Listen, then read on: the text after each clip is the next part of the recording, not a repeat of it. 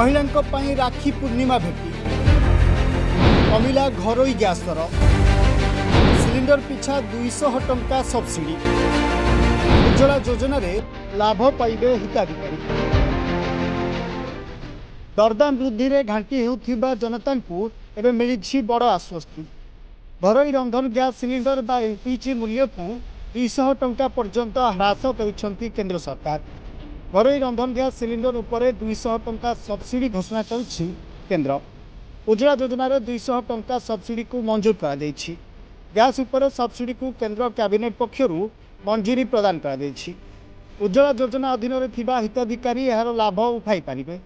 तेज August मासर प्रथम दिन petroleum company गुड़िक व्यावसायिक एलपीजी सिलिंडर मूल्य 100 टंका ह्रास करथिले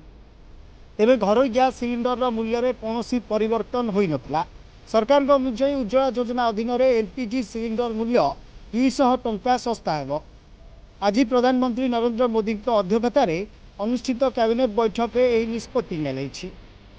केवल उज्ज्वला योजनार हिताधिकारी माने ही रंधन गैस उपरे सब्सिडी लाभ पाइबे बोली गत वर्ष केंद्र सरकार स्पष्ट करथिले रंधन गैस सिलिंडर उपरे अन्य काहाकू सब्सिडी प्रदान करा जिवो नाही उज्ज्वला योजना अधीन रे सरकार पूर्वरु 200 टंका सब्सिडी देउथिले वर्तमान अतिरिक्त 200